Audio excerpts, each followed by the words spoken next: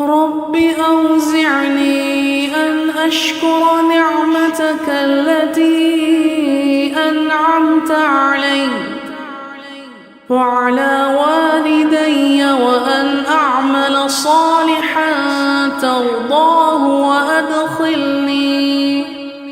وأدخلني برحمتك في عبادك الصالحين.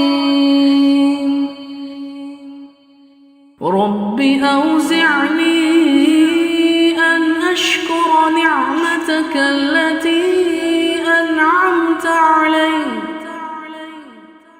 وعلى والدي وأن أعمل صالحا ترضاه